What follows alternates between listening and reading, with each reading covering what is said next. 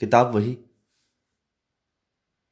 आचार्य विश्वनाथ त्रिपाठी के हिंदी साहित्य का सरल इतिहास, भारतेंदु युग के साहित्य के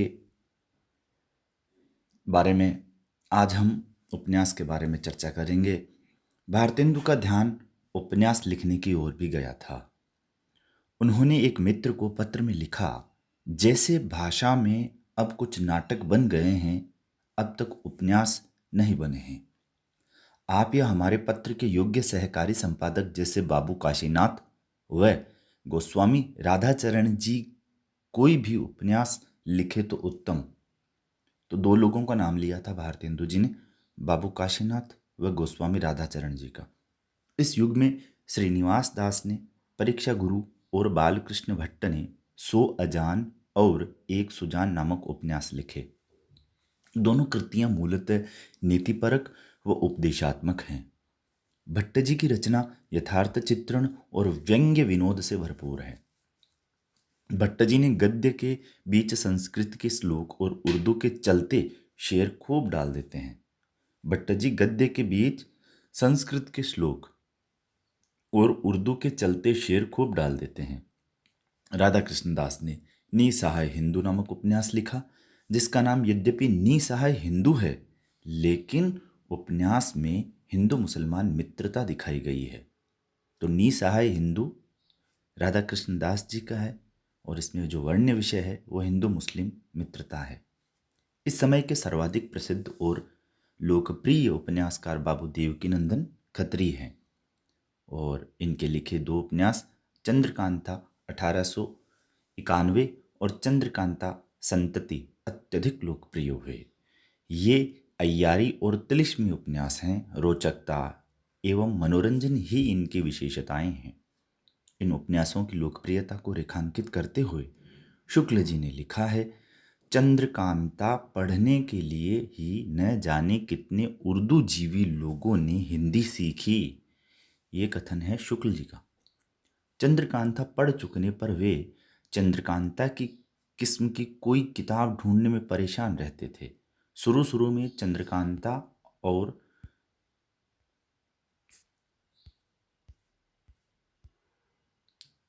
चंद्रकांता संतति पढ़कर न जाने कितने नवयुवक हिंदी के लेखक हो गए। चंद्रकांता पढ़कर वे हिंदी की और प्रकार की साहित्यिक पुस्तकें भी पढ़ चले और अभ्यास हो जाने पर कुछ लिखने भी लगे। पंडित किशोरीलाल गोस्वामी ने इस काल में अनेक उपन्यास लिखे। आदर्श रमणी 1890 व लवंग लता 1890 उनमें प्रमुख है। उन्होंने 20वीं सदी के प्रथम दशक में भी अनेक उपन्यास लिखे। अब बात करते हैं कहानी की। इस काल में कुछ कहानियां भी लिखी गई। स्वयं भारतेंदु ने कुछ आप बीती कुछ जगबीती नामक कहानी लिखनी शुरू की थी, जिसे वे पूरा नहीं कर पाए। शिव प्रसाद सितारे हिंद की राजा भोज का सपना को भी कहानी कह सकते हैं।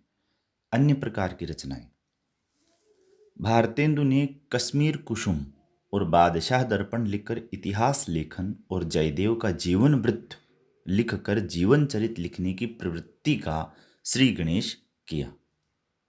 आलोचना समीक्षा भारतेंदु ने नाटक नामक निबंध में अपने मौलिक विचार प्रकट किए हैं। इस निबंध में वे यह बताते हैं कि नाटककार को किन बातों का ध्यान रखना चाहिए। नाटक की दृश्यता और उसकी प्रभावोत्पादकता पर बल देते हुए वे लिखते हैं, यदि श्रव्य काव्य द्वारा ऐसे चितवन का वर्णन किसी से सुनिए या ग्रंथ में पढ़िए तो काव्य जनित आनंद होगा। यदि कोई प्रत्यक्ष अनुभव करा दे तो उसे चतुर्गणित आनंद होगा। समकालीनता के दबाव को रचना में आवश्यक ठहराते हुए उन्होंने लिखा, सहृदय गण के अंतःकरण की वृत्ति और सामाजिक रीति पद्धति, इन दोनों विषयों की समीचीन समालोचना करके नाटकीय दृश्य काव्य प्रणयन करने योग्य है। भारतेंदु के नाटक संबंधी इन विचारों को हिंदी आलोचना का प्रवर्तन मानना चाहिए। तो ये दो कथन जो ऊपर दिए गए हैं वो महत्वपूर्ण है। पत्र पत्रिकाओं में इस युग के रचनाकार साहित्यिक विषयों या कृतियों पर जो विचार प्रकट करते थे वही हिंदी आलोचना का प्रारंभिक रूप था। इस युग में पुस्तक समीक्षा के क्षेत्र में एक ऐतिहासिक विवाद श्रीनिवास दास के संयोगिता स्वयंवर को लेकर हुआ। प्रेमगंज जी ने संयोगिता स्वयंवर की समीक्षा अपनी पत्रिका आनंद कादम्बिनी में की थी। यह महत्वपूर्ण है। यह सवाल सीधा का सीधा कई बार कई परीक्षाओं में पूछा जा चुका है। पत्रिका का ऑप्शन अन्य दे देते हैं तो उसमें आनंद कादम्बिनी पर ध्यान कम होकर अन्य पर यह उत्तर थोड़ा ध्यान रखने की बात है। संयोगिता स्वयंवर की समीक्षा अपनी पत्रिका आनंद कादम्बिनी में की थी। पंडित बालकृष्ण भट्ट ने इसकी समीक्षा हिंदी प्रदीप में की थी। तो संयोगिता स्वयंवर को लेकर दो समीक्षाएं जो प्रमुख तौर पर की गई है, प्रेमगंज जी ने तो किया था आनंद कादम्बिनी में और पंडित बालकृष्ण भट्ट ने इसकी समीक्षा हिंदी प्रदीप में की थी। और उनकी समीक्षा का शीर्षक था सच्ची समालोचना। यहाँ भट्ट जी की समीक्षा का एक अंश उद्धृत करना उचित जान पड़ता है, यह जानने के लिए कि हिंदी आलोचना का तेवर प्रारंभ में ही देश काल और इतिहास बोध पर ध्यान देता था। क्या केवल किसी पुराने समय के ऐतिहासिक पुनरावृत्ति की छाया लेकर नाटक लिख डालने से ही ये ऐतिहासिक हो गया? क्या किसी विख्यात राजा या रानी के आने से ही वह ऐतिहासिक हो जाएगा? यदि ऐसा है तो गप हाँकने वाले दास्तानों और नाटक के ढंग में कुछ भी भेद न रहा। किसी समय के लोगों के हृदय की क्या दशा थी, उनके आंतरिक भाव किन पहलुओं पर उस समय पात्र के भाव क्या थे, इन सब बातों को ऐतिहासिक रीति पर पहले पहल समझ लीजिए। भारतेंदु और उनके सहयोगी रचनाकारों ने अधिकांशतः ब्रजभाषा में ही कविता की है। यद्यपि भारतेंदु ने स्वयं संभवतः प्रयोग के लिए खड़ी बोली में भी कविता की है। उर्दू में रसा नाम से वे कविता करते ही थे। उनके अनेक सहयोगियों की भी काव्य के क्षेत्र में यही स्थिति है। किंतु इस विषय में ये बात ध्यान रखने की है कि इनकी ब्रजभाषा रीतिकालीन कवियों की ब्रजभाषा से भिन्न है। इनकी ब्रजभाषा पर वैचारिकता और गद्यात्मकता का दबाव है। इसका वाक्य पट गठन खड़ी बोली के वाक्य गठन में ढला है। भारतेंदु ने भक्ति और काव्य रीति दोनों परंपराओं में कविता की है। ये महत्वपूर्ण पंक्ति है। भारतेंदु ने भक्ति और काव्य रीति दोनों परंपराओं में कविता की है। भारतेंदु युग में जीवन की समस्याएं कविता का विषय बन गई है। भारतेंदु युग में जीवन की समस्याएं कविता का विषय बन गई है। इस युग में कविता में अखबारीपन भी देखा जा सकता है। जैसे दादा भाई नौरोजी को काला कहे जाने पर प्रेमघन ने लिखा, अचरज होज तुमहु सम गोरे बाजत कारे, तासों कारे कारे शब्दों पर है वारे। भारतेंदु ने आर्थिक सामाजिक दुर्दशा की ओर लोगों का ध्यान खींचा। अंग्रेज राज सुख साज सजे सब भारी, पैधन विदेश चली जात इहे अति ख्वारी। यहां आप प्रथम पंक्ति और दूसरी पंक्ति में परस्पर विरोध देख सकते हैं।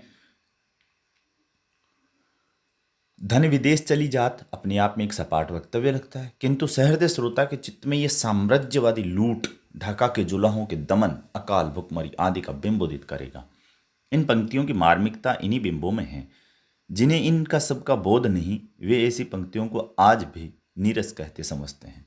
प्रताप नारायण मिश्र की कविता में क्षोभ का स्वर आर्थिक है, व्यंग्य में कुशल है। सरसू लिए जात अंग्रेज हम केवल लेक्चर को तेज, श्रम बिन बातें का करती है, कहूँ टटकन गाजे टरती है। इस काल के कवियों का ध्यान भाषा समस्या की ओर गया। जातीय चेतना के रूप में भाषा समस्या की ओर कवि का ध्यान जाना अभूतपूर्व बात थी। भारतेंदु ने लिखा है, निज भाषा उन्नति है सब उन्नति को मूल, बिन निज भाषा ज्ञान के मिटत न हिय को शूल।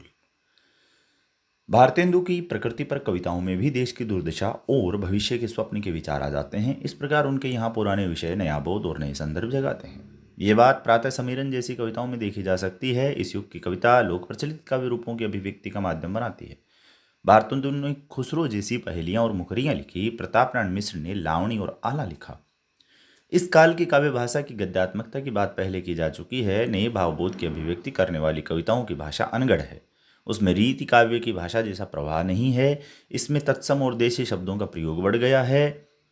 भारतेंदु और उनके मंडल के कवि कविता से गद्य का काम ले रहे हैं। भारतेंदु ने एक पूरा भाषण दोहों में लिखा था। वस्तुतः इस बात का द्योतक है कि काव्य भाषा के लिए खड़ी बोली की आवश्यकता का अनुभव किया जाने लगा। आज के लिए पर्याप्त है। मौका मिलेगा तो और मिलते हैं। धन्यवाद।